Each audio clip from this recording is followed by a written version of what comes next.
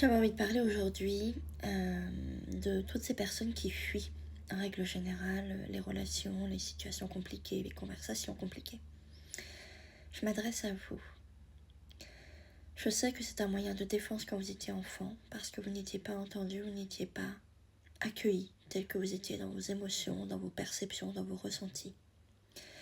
Mais prenez conscience que ce schéma, à l'âge adulte, ne peut pas vous aider. Parce que ça ne vous permet pas d'avoir des relations sincères, honnêtes, profondes.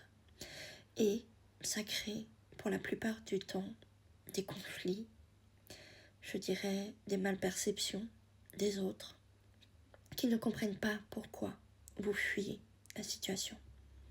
Je sais que pour vous, c'est un mode de protection, parce que ça vous évite de vous sentir rejeté ou abandonné ou pas écouté. Et aussi, ça vous permet de ne pas ressentir ce mal-être à l'intérieur de vous.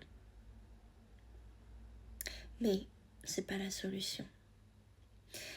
La solution, c'est d'aller voir ça, d'aller avoir le courage de s'installer avec cette souffrance peut-être, ce ressenti qu'on a à l'intérieur de nous, cette émotion qu'on n'a pas écoutée.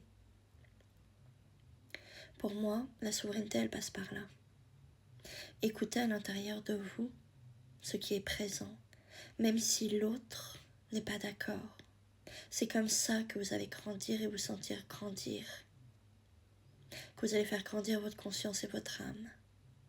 Lorsque vous vous autoriserez à vous écouter, à poser les choses, à dire non quand c'est non,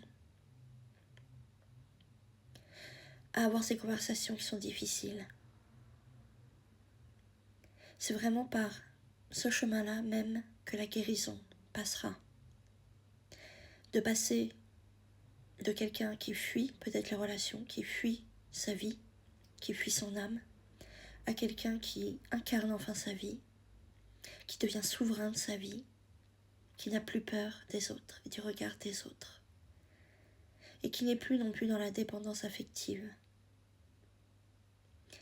Sachez que c'est un cadeau que vous vous faites à vous-même lorsque vous osez reconnaître ce schéma de fuite chez vous. Et vous pouvez voir que sur le coup, peut-être que ça vous apaise, mais en fait, après, ça ne vous apaise plus du tout parce que vous continuez à cogiter, parce que la solution n'est pas réglée. Venez m'en parler si ça vous intéresse, qu'on en discute. À bientôt.